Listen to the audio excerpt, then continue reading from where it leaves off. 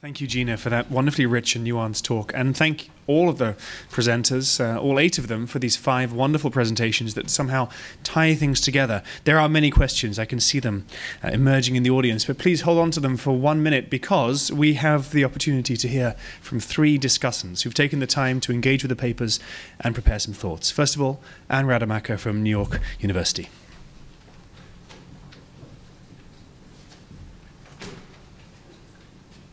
Thank you very much. I want to just start by expressing deep gratitude to the India-China Institute, to the New School, and to the organizers of this group, which has been together, coming together for many years now. And I have really had the honor of being a part of many of the discussions that led to the rich papers that we've just heard. I feel so energized by the papers just presented, being able, as I am and many of us in the room are, to think back to several years ago when we were first engaged in these discussions about what it means to study everyday religions and sustainability in the Himalayas. Naturally then, reading the papers in preparation for joining you today to share some thoughts brought me back to that organizing question and the experience of trying to chart that analytical terrain that these papers now so beautifully animate and narrate with ethnographic content that we sought at that time. We have it. It's very, very exciting. So thanks also to the authors of the papers for allowing me to read them in advance and reflect. Now, as we've been in this discussion, as I said, over many years, we may each carry with us as researchers our own kind of personalized version of just what that analytic is, everyday religions and sustainability. But for me, to bring together analytical attention to everyday religion and sustainability is to ground that union in the context of the Himalayas, as we've been able to do today, but also to notice at least, I think, 2 things. Firstly, that in the 21st century, the very suggestion of sustainability carries with it the implication of some kind of moral imperative. While it's not always explicit, and often it's not, I think it does signal a consciousness of potential and unprecedented collapse, experience of catastrophe, doom, at its very base, loss of something, loss of history, loss of identity, loss of the collective capacity to reproduce our own social lives, our everyday lives. While at the same time, it endorses, I think, a potential for an alternative.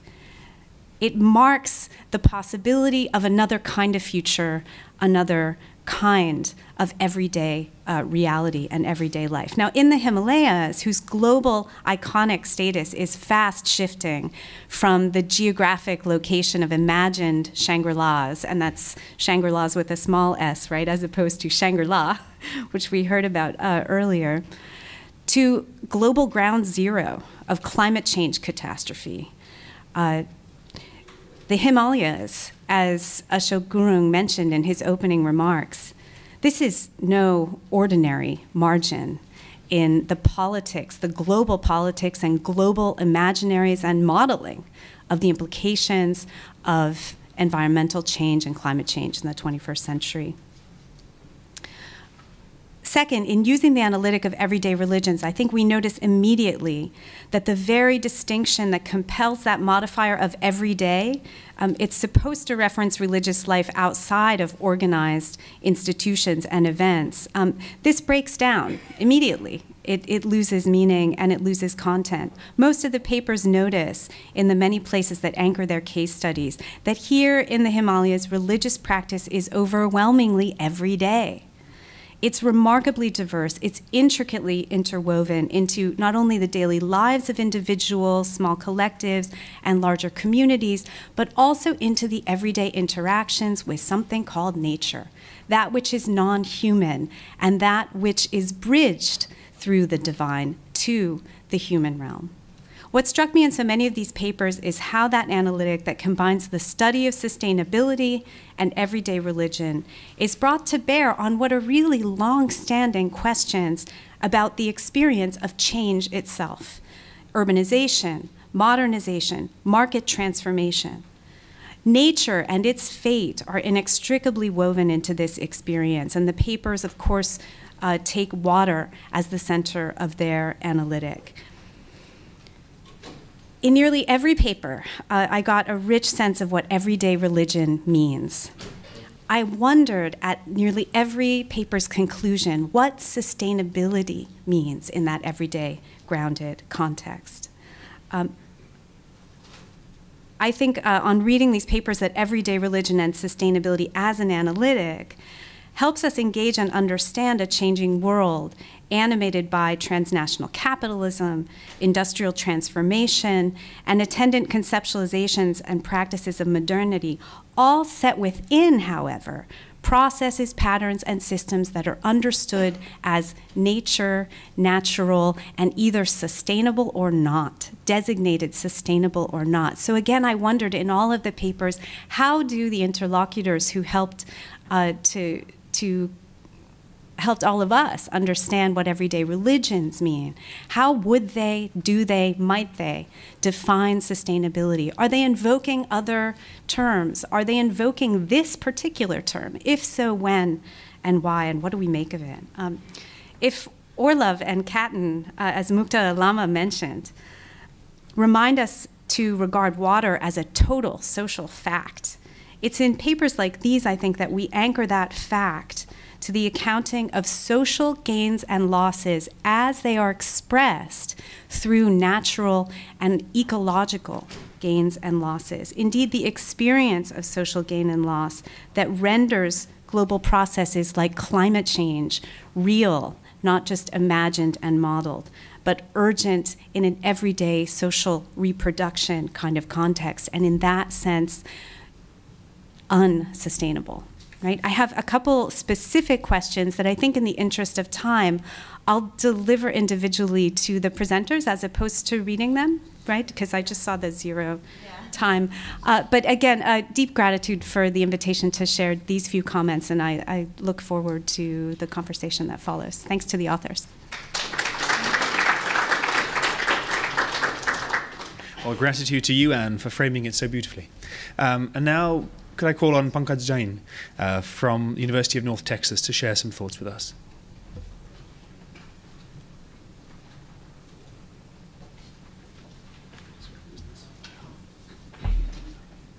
Thank you. I'm really glad to be here and with all the great memories of my first workshop, similar workshop held in Godavari Resort in Kathmandu, Nepal, with several of the colleagues present here. So really great to be here.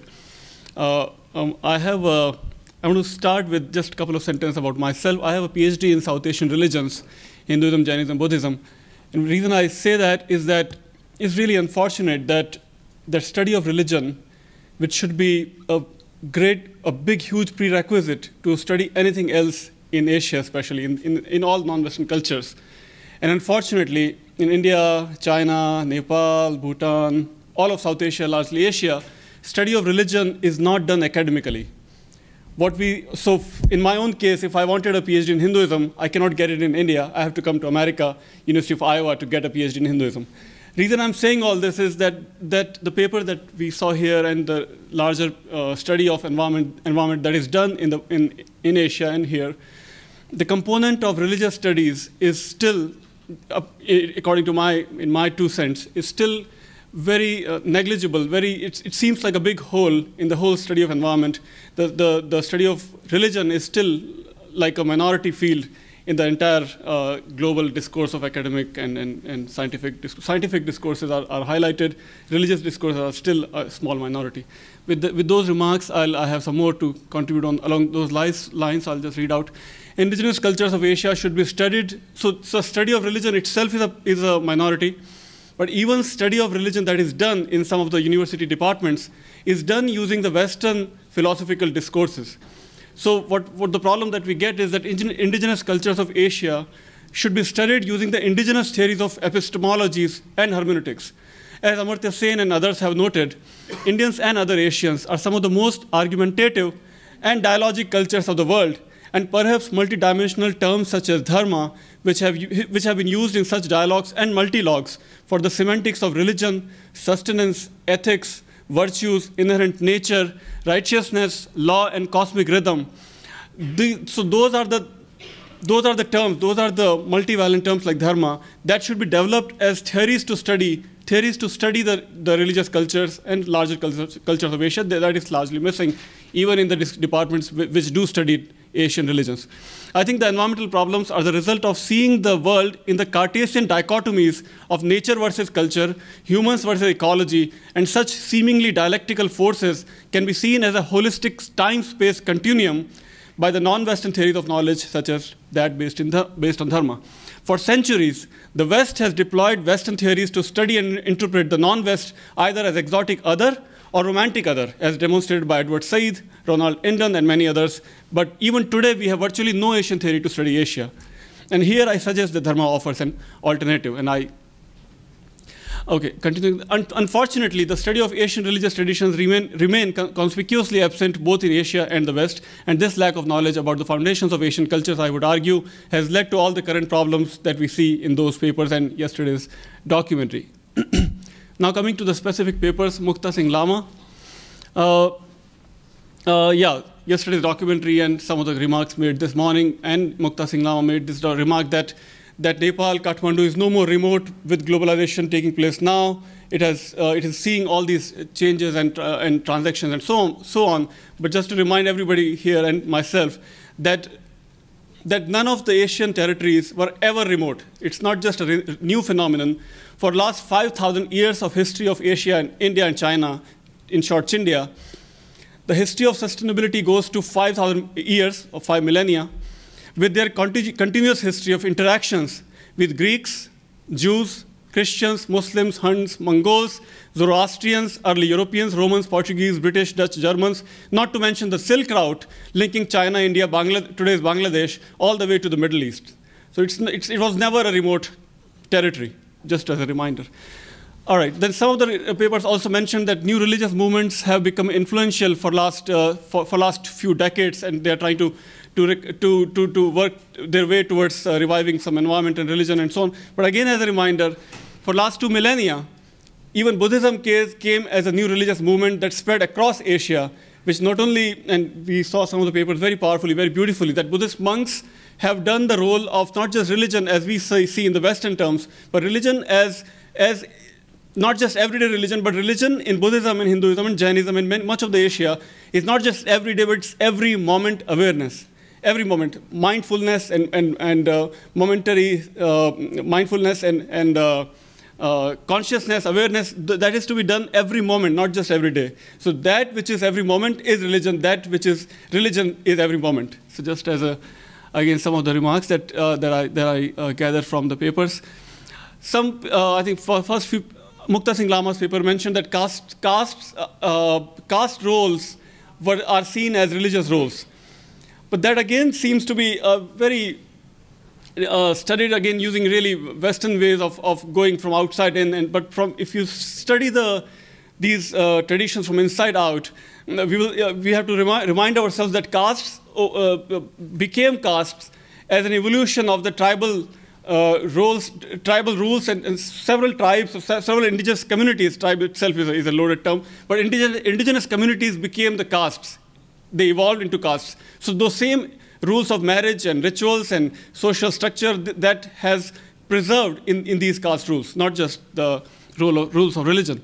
Coming to Lakshmi Shakya's presentation, water as sacred and social element. So we have to see, and we have to go back to several other indigenous communities all over India and Nepal and China, where they have taken, all they have done is they have revived the medieval water resources for doing the rainwater harvesting. I know in my own research, in my own book, which came out in 2011, my focus was Dharma and Ecology of Hindu Communities in India, where I studied a new religious movement called Swadhyaya movement, which has revived more than 100,000 water harvesting sites, which were very powerfully active until medieval times, but in British colonial times, they got so ignored in the zeal to go towards so-called scientific and modern and urbanized way of water harvesting. Those sites were ignored, and so all they did is to revive those sites. I know, just one more minute. And then Levo's paper, yeah, I already mentioned that religion is every moment, urban versus rural. And also Mahendra Lama mentioned that dharma versus local faith, dharma versus vishwas and all that.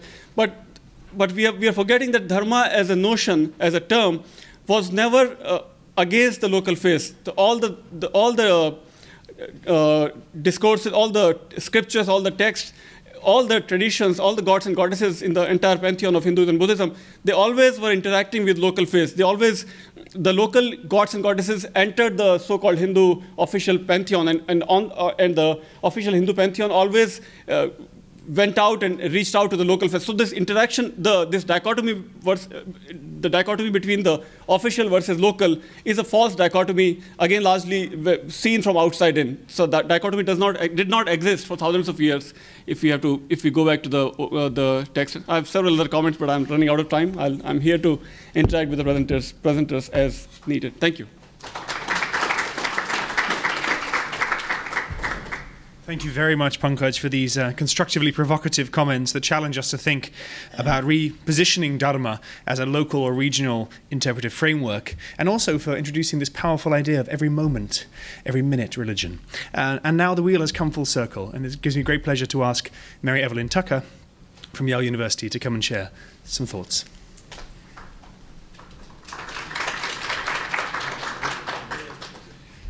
So, first of all, many, many thanks to Gina and to Ashok and to my colleagues at Yale, Mark, Sarah, and Andrew, and of course my colleagues from Columbia, where we studied these traditions, and many others here today. So I actually am picking up on both Anne and Dr. Jain's comments. The first part of what I want to say, and thanks to these excellent papers, is everyday religion. So we're talking about tradition in modernity. We're trying to analyze and focus on the interpenetration of high culture, popular culture, and so on.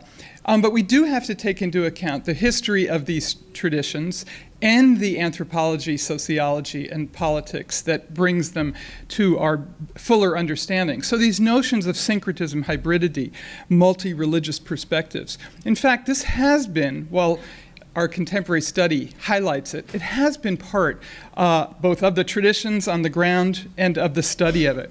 I would say we need texts and traditions to understand religions on the ground, but we need these on-site studies, which are absolutely indispensable and extraordinarily helpful.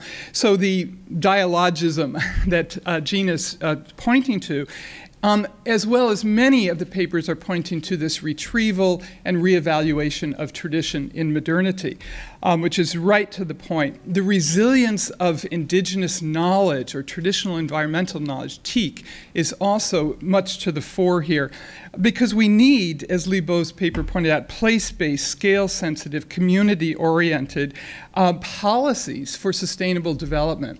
Now that brings me to the second part of my paper, which picks up on what Anne was challenging us to think about, is sustainability. I'd rather use the word flourishing, and the flourishing of the Earth community, because that to me is the more holistic context that we need to get at. Do you want your relationship with your lover to be sustainable or flourishing? Let's think more imaginatively about this future, this shared future of our planetary community. So very briefly, I'll touch on 4 points here that these papers share, and that is change, challenge, controversy, and conservation. So the first is, of course, rapid ecological change. Population explosion from 2 billion to 6 billion in 1 century changes everything. Urbanization, over 50 million in cities now. Scarcity of water and climate change, highlighted in every paper. Pollution and purity problems, such as Kelly Alley did with the Ganga and so on. This is so central to what we need to think through. The second point, the challenge. Big challenge here that we haven't quite touched on is equity, isn't it? And that is distribution. Agriculture versus energy, rural versus urban. So how do we bring to bear a new ethics to deal with equity issues? Controversy. Politics, too, needs to enter in more, and we're at the new school, and that came up last night. So who decides which voices matter? Pluralism and participation, the local, the regional, the state, the global. How are we going to integrate these better? And the final point here is conservation. We need a new integrated conservation. That's what we're pointing to. So let me make a few suggestions for ecological change, the challenge of equity, the political controversies, and integrated conservation. And that is, we need a holistic ecology. We need a recognition of the dynamic and organic dimensions of ecosystems, of nature, of bioregions, of watersheds, and so on. These are not just to be manipulated or studied with a reductionist scientific policy method, but we need new adaptive management that has reciprocity at the core, which is, again, what came up in many of the papers.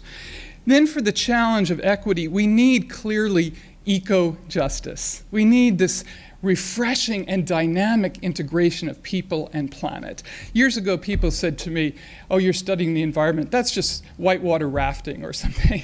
You know, no, this is the future of the planet. And that very juicy dynamic of eco-justice needs to come into play.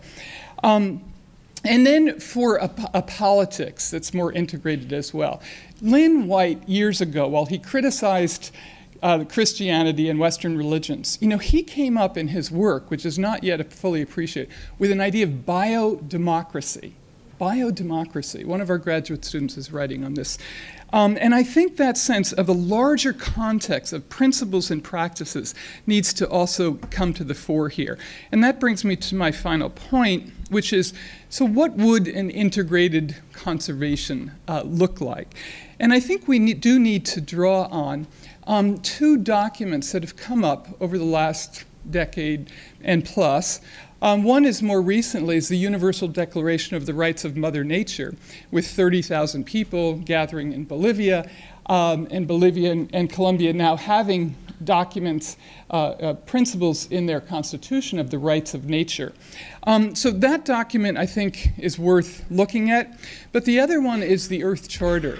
And that came out, as you probably know, of the Earth Summit in '92. And it was a 10-year process of tremendous participation at every scale and level. And the integration there is this. It's ecological integrity. It's saying without the integrity of ecosystems, which again, we're only beginning to understand what that means, we won't have the basis for the future of life. That is a primary principle, that we need to re-inhabit that space of ecological integrity and redefine it. Secondly, justice. The Earth Charter is calling to social and economic justice. We can't have an economics that doesn't recognize the primacy of Earth systems. And finally, the Earth Charter points to institutions that are going to ensure that. It's democracy, nonviolence, and peace. And I was part of the drafting committee of the Earth Charter, and the nonviolence came from India, from the Gandhian principles, and so on. So this new integration, I think, is something that we need to think about and redefine: ecology, justice, and peace. Thank you so much for these wonderful presentations. Thank you.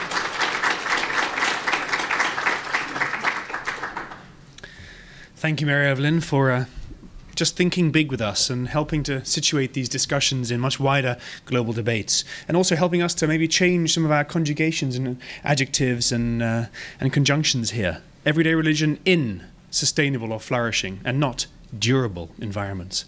So to that end, we have about 25 minutes for questions. Could I please invite the 8 presenters to reoccupy this podium? I'm going to take myself off it, and we'll get maybe 2 more chairs from the organizing committee here, please, if we could do that. And I gather we have questions also coming in from the live stream. I'm not sure where they've come from, but we're hoping to read some of those out and engage with a wider debate. Could I entreat those who want to ask questions to keep them relatively short, also to maybe introduce themselves and address the person or people from whom they would like a response. Otherwise, you're going to get 8 responses. All right. Please, Kamal Baba. Kamal Baba from University of Massachusetts, Boston. Just taking up the last point, or the last comments from Mary Tucker, very good points. And keeping the question very brief, to what extent religion fosters or is a hindrance to our notions of sustainability or a flourishing planet? Just 2 comments would be enough. I think we talked in very vague terms how it can foster, but I don't think there were any specific examples mentioned.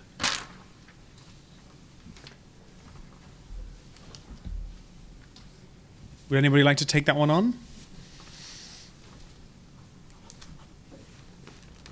I see Mary Evelyn engaging. Because I think all the papers did point out ways in which religion is adapting and assisting, especially on the ground. So I think we have tremendous examples.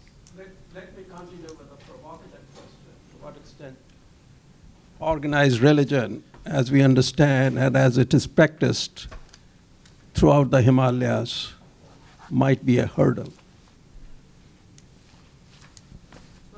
Can I jump in with that question, if you don't mind? Thank you, Dr. Bawa, for bringing that question to our attention. This is something that we have had many discussions about over the last 2 years. There is a lot of indications, at least if you look at the text, of how religion could apply towards sustainable environments. And the challenge that we've been engaging is in each of our field sites, it's not nearly that simple or as direct as the case studies have shown. The challenge that I have in my field site, and I'll just speak for myself for the time being, is that the sacred notions of the Ganga have actually fueled a lot of its destruction. People talk about only needing to dip pinky into the waters, and then their cultural needs are met for the Ganga.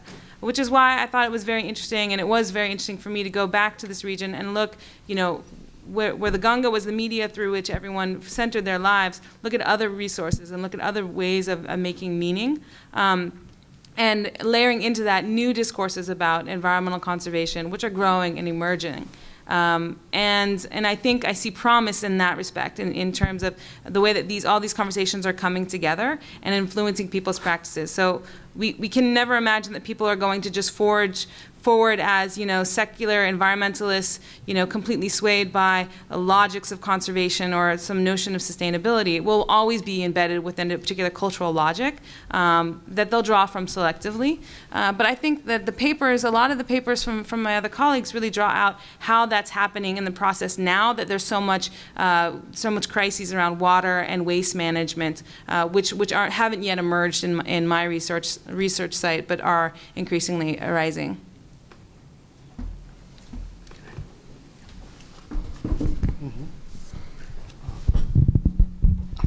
I think I'll just have to take this on. Dr. Bawa, I think from experiences in Darjeeling and Gangtok is that I think there is definitely one which is the organized religion and then the so-called the sacredness from the text and all that. But also I think it has to be looked at it from the perspective of a very decentralized perspective where, like in oral traditions, like if you look at Darjeeling, all the springs are very sacred, and also there are reflections of maybe not textual, but like there are knowledge bases which talk about what to be planted in the upstream of the stream of the springs, what can be done, what cannot be done. But I think the challenge is that most water-based discussions are very centralized, talking about, for example, the 2 twin lakes in Darjeeling, and not talk about the 32 springs that are there in the urban landscape. And I think that's the challenge. And also the basic challenge is already there from an organized religion and how people practice it, because a majority of people in Darjeeling come from the oral tradition, and it's just that it is like scheduled within the thing. And so in that sense, I think there are a lot of nuances, but I think the challenge is to see the diversity and also go beyond the written texts. I think so. Any other comments? Please, Mahinda. Well, Professor Bao, I think when we talk about a kind of a provocation like what you said, how religion works as a hindrance towards environmental security. I would feel that per se, religion and environmental security do not contradict. Right? If you see any practice anywhere in the mountain areas, all religions would promote what you call environmental security, because they all worship nature. What really matters is what comes in between religion and environmental security. In between, the major actor is the state, right? And it is the state which regulates, it is the state which promotes development-led destructions. It is the state which is supposed to monitor all these actors. So it is the collapse of the state-related institutions that have failed and that have withdrawn, and suddenly you find a vacuum anywhere in the mountain areas, and you see that, and people start blaming religion for all kinds of all kinds of destructions or environmental insecurity. So I think it has to be looked into from the perspective of what is a core or what is the key actor in the interactive matrix of these religion and environmental security. Mukherjee? Yeah, I like the word flourishing instead of sustainability. I use that one. But in mind, I think I took reference from the Brundtland Commission, which says sustainability, particularly in the context of use of the resources, natural resources. It says a development that meets the needs of the present without compromising the needs of the future generation to meet their own needs. So I thought, we are just going on that.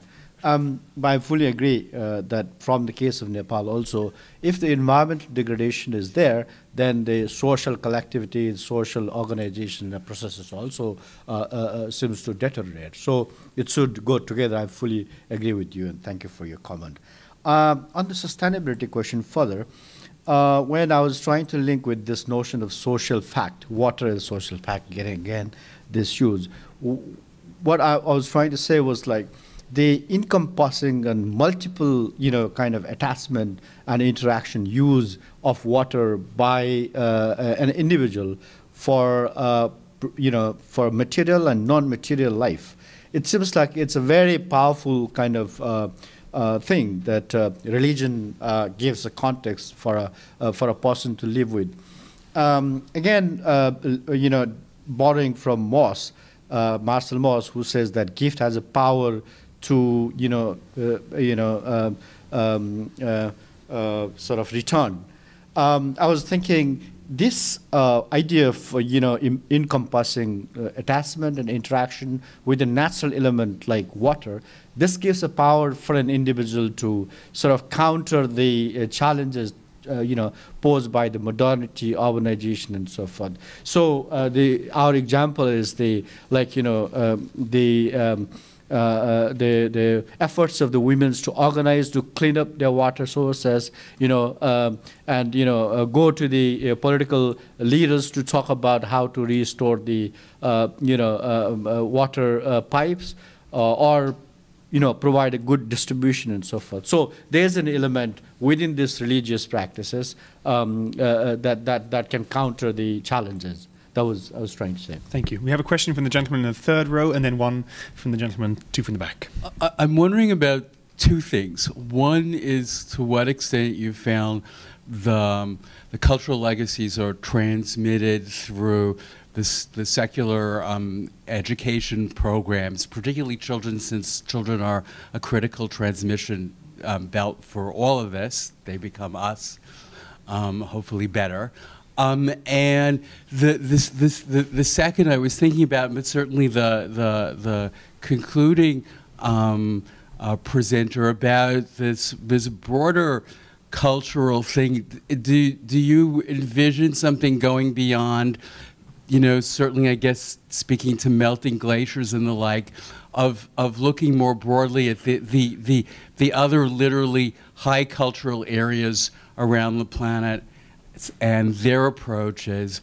I would pull out two ancient systems, one that sort of exists, one that's collapsed, one Persia, Kannat system of water distribution, and then, and I forget what they're called, but the contemporaneous Inca system in Peru that the conquistadors had destroyed. The people had an awareness of them, and they were obviously tied into the broader cultural system. So I'm just sort of wondering if you have any sense on either of those.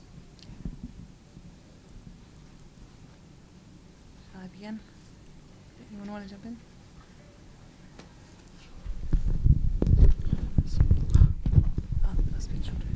So maybe I'm not in the position of speaking about Tibetan Buddhism. I mean, Zagarjima is here. He's authority on the Tibetan Buddhism. So I'm just talking something about the counting experience for our study. I'm not quite sure about the definition of high culture or low culture, because for me, in our study, I think there's no such division of high culture and the low culture for Tibetan Buddhism. The majority of the Tibetan peoples are Tibetan Buddhism's believers. And also, I also like the idea about for everyday religion, it should be the every moment of consciousness. And we should cultivate such a notion, and we should educate the local people to raise up their consciousness about environmental protection.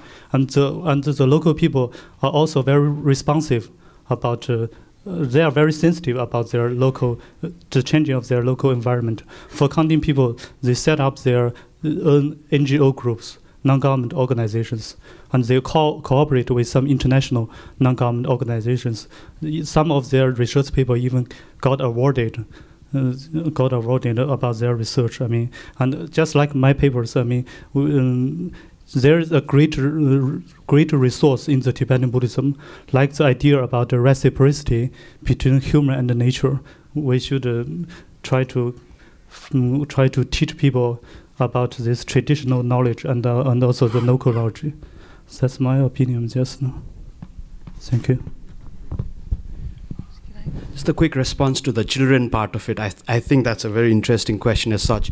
I think there are, from what we discussed and what we saw, there are two ways of looking at it. One is, what does the education system give to the children, and then what happens at a more informal level. And I think at a very, what Dr. Lama was talking about, I mean, state-run education system has environmental science embedded in the syllabus as such, but it's pure environment. And many a times in the Himalaya, or at least from a Darjeeling Gangtok perspective, you're taught about larger systems in India, but not necessarily from a very Himalaya perspective. So you end up learning about rubber trees and stuff like that, which doesn't grow in Darjeeling or in Gangtok. Right. But I think the second part of it, what people learn informally, is very important. But also then, how does that informal spaces get adapted? Because I think if you remember one of the slides from Darjeeling, where an artist was talking about how children and people are removed from the from the tradition where they used to live with nature, and in a concrete jungle, how do you manage that? So in that sense, I think it is, for me, I think the research kind of points to a state of flux when you talk about children as of now, and how they would adapt it to the coming generation, coming days will be quite interesting. One of the examples that I did talk about where the lepcha daily family ritual, which needed bamboo, water, is now been transferred to once a year at the river source, because the spring is no longer there in the community. And it was a decision that emerged out of a dialogue between the parents and the son, you know, and that, I think, that flux is something that I don't think we can really describe as of now, but that's the perspective that is there. Can I jump in really quickly with a response? I'll try to make it as short as possible. Thank you for the question. In my field side, I do see environmental education definitely increasing through education, through new textbooks that are reaching to the schools, and also through media. But I think the larger question is really this tension. I mean, I don't want to call it a tension per se, but there's a difference between epistemology, right, how we learn about things, and ontology, the things that we see as possible and as existing in landscapes. And in the Himalaya, there's many sentient beings, there's divine entities abound, and these aren't myths, they're not stories, they are lived realities for the people in that region. So I think one of the ethical things that we have to contend with in doing this sort of work is, yes, we can talk about the epistemologies of environmental science, and we see that as coming true. But then in our conversations with people, how, to what a degree can we challenge their ontological sense of whether or not these glaciers have agency to revive themselves, which is something that I've written about in the Journal for the Study of Religion, Nature, Culture, and the compilation of those papers are being published by Rutledge in a book on how the world religions are responding to climate change. It's not all rosy, but it's something we're trying to build kind of a patchwork picture of, to see what the kind of the sticking points and the challenges are, and what the opportunities are as well. Okay. Very briefly. Yeah, I think in the critical transmission mechanisms, besides the children, I would feel the traditional institutions would have to play a very, very critical role. In the mountain areas, one of these most formidable challenges for all of us is how to really relocate first these traditional institutions, re-establish them, revive them, and bring them to the mainstream discourse. In the universities today, in the mountain areas, one of our formidable challenges, of course, is to really work with these traditional institutions. First of all, we have forgotten all these traditional institutions. They used to be the custodian of knowledge. They used to be the source of actions. And they used to be what you call the means of sustainability. Now, all of us have ignored that. And that's a very critical challenge. And one of the things which many of us in the university system, in the mountain areas are doing is exactly this: how to relocate them and to revitalize them. Yeah. Thank you. Okay, so now we're going to take a gaggle of perhaps 5 questions. Gentleman there, Hilary, sir, and 2 others here, and then we'll see whether we answer them. All questions must be aired.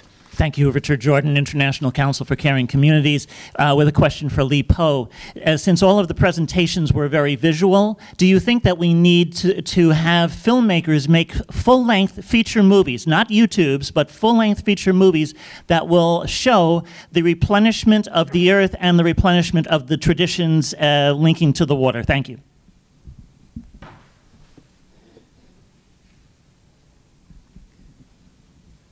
Thanks. Hilary Faxon from Yale School of Forestry. Yeah, for Li Po and Georgina as well, both of you mentioned the role of the monastery in your field site. And I'm wondering where you think that as an institution has a role to play in helping people learn how to mediate their relationship with the environment. Thanks. Thank you for your wonderful presentation. My name is Dan Smaryu from the Max Planck Institute. My questions are specifically for Li Po and Liu Yong and Yamatrashi.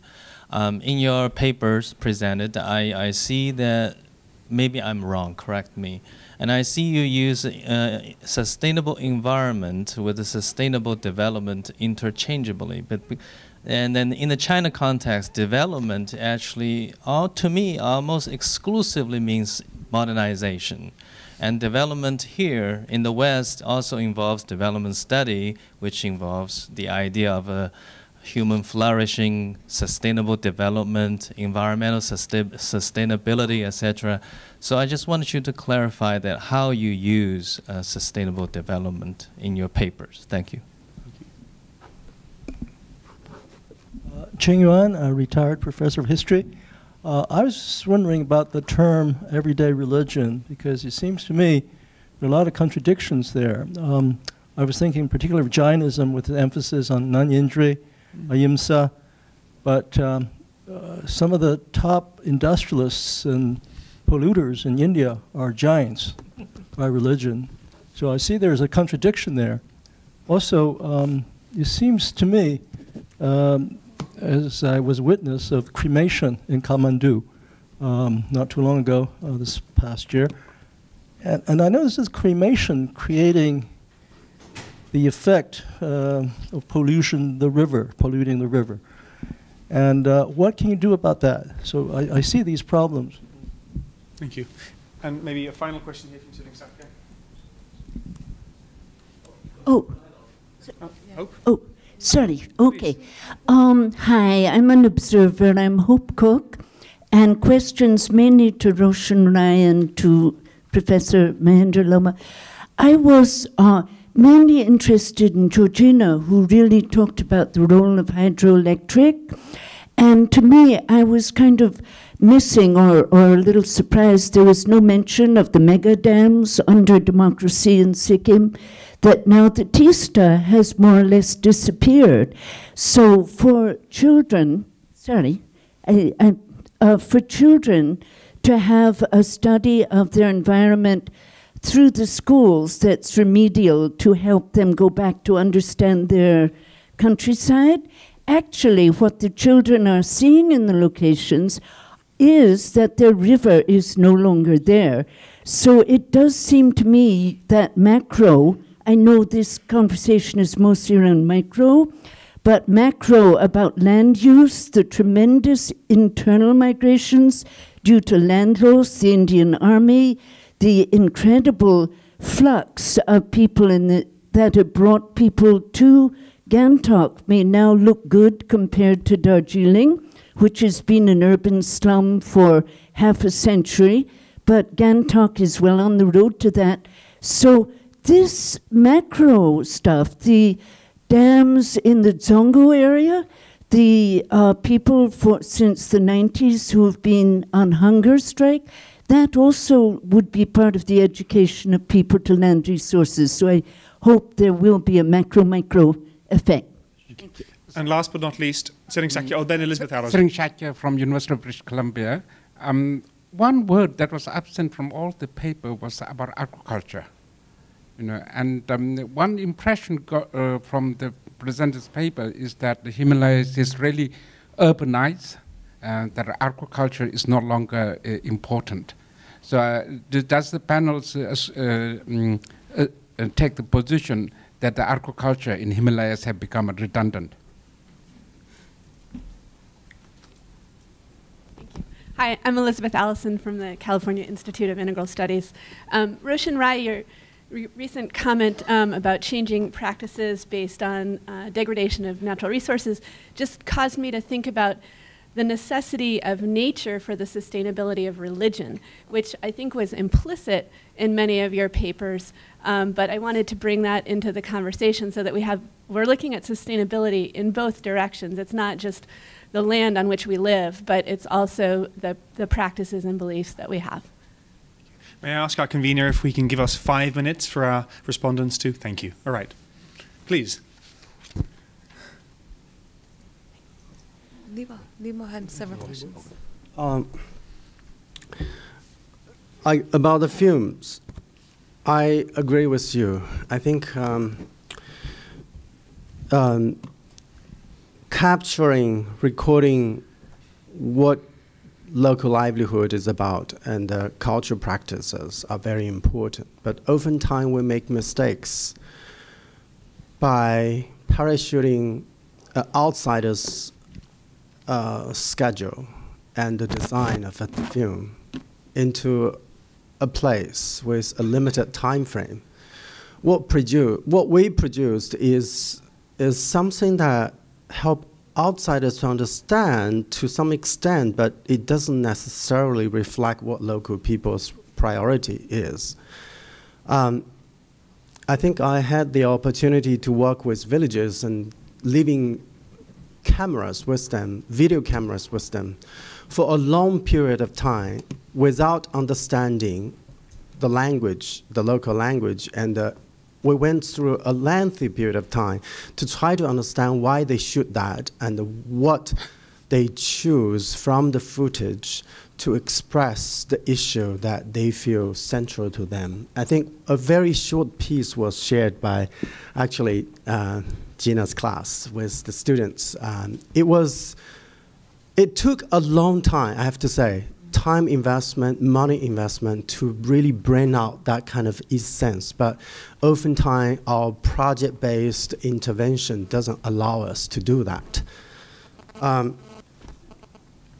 About the institutions, religious institution, I think quite a few of my friends have responded to that. We are facing a challenge these days that the sort of the Western science-based education system oftentimes delineates the generation or the heritage of traditional knowledge, because there is so much pressure for them to pass the exam and to get the jobs, and that's the notion. Whereas the traditional knowledge, no matter religious institution or sort of a customary learning by doing kind of institution, they are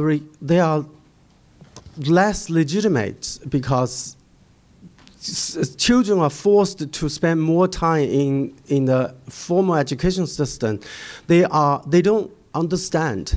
Simply, they don't understand what the traditional livelihood are.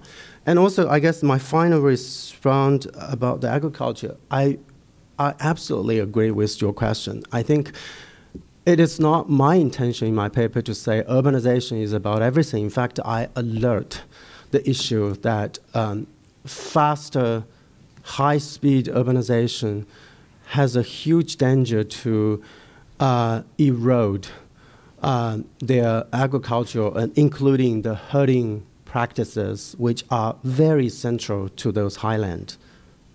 Thank you. Go ahead, Nimitashi. I'll go next. So I just want to respond about our distinction of the two definitions, the sustainable development and the sustainable environment. In my writing, I think only the sustainable development in the economic sense could bring the sustainable environment for in the future time, endurable environment. Because nowadays the influence of consumerism in the developed country has influenced some underdeveloped country greatly.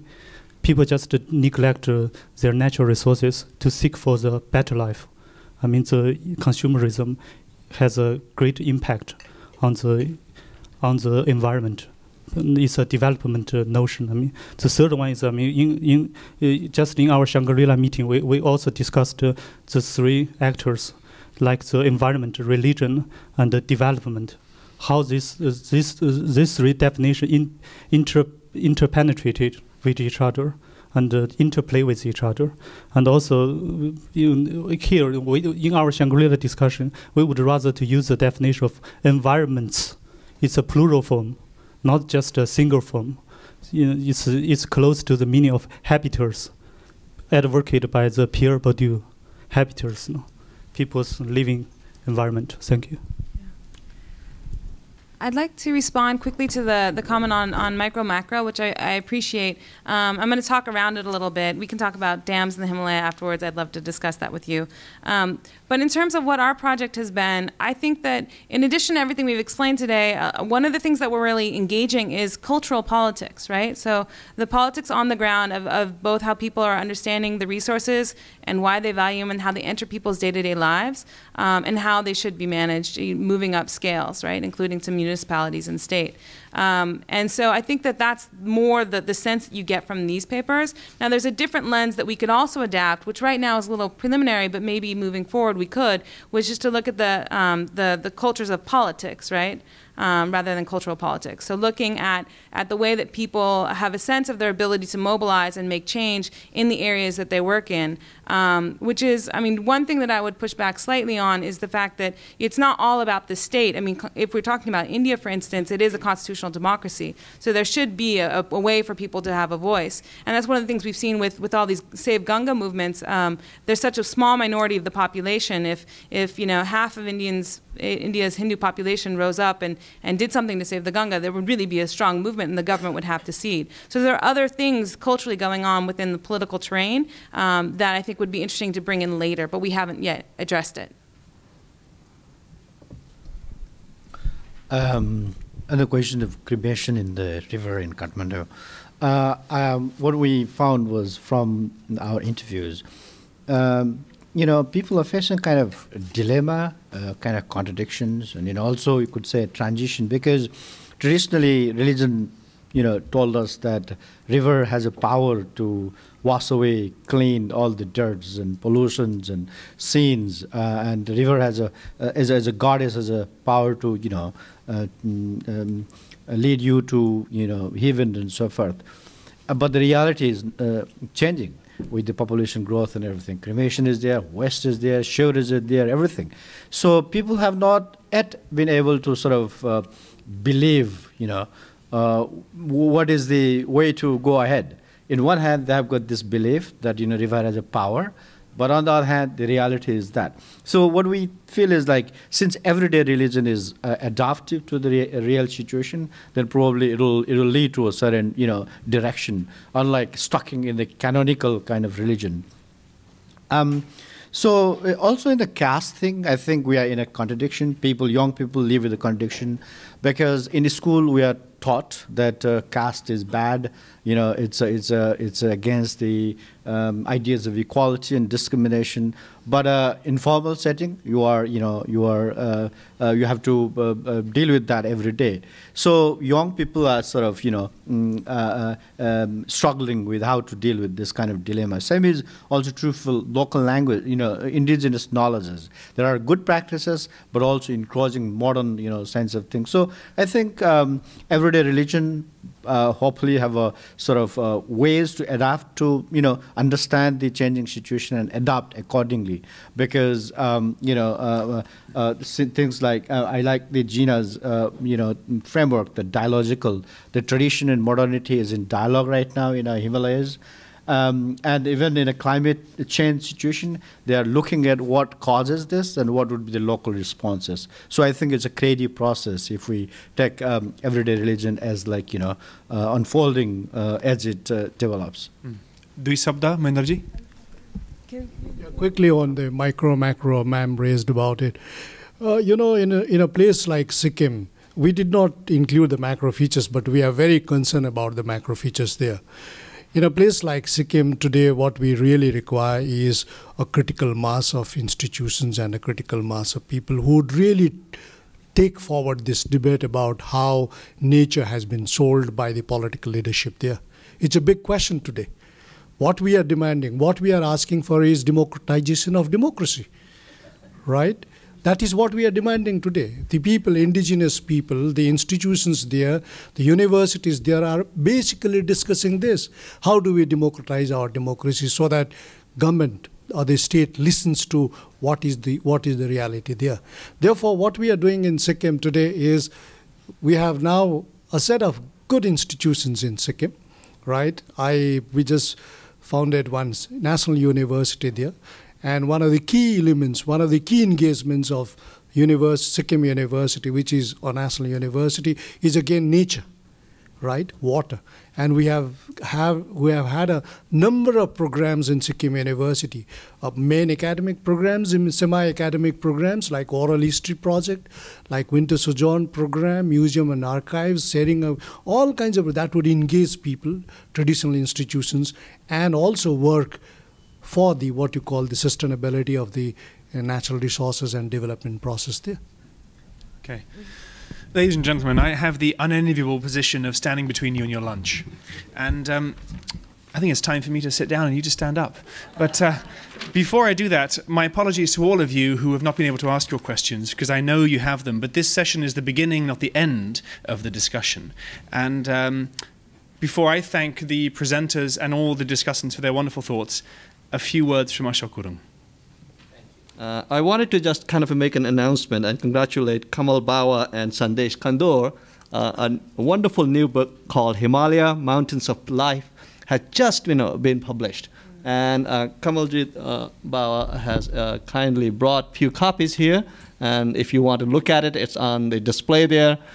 And it sells for, I think, $50. Any proceed from this would go to a conservation fund, and that will be managed by A-Tree. So we would encourage you to consider getting whatever copies we have. And those of you who are interested in getting more copies, there will be a sign-up sheet that people can put their names on, and then I'm sure someone will get back to you. Okay.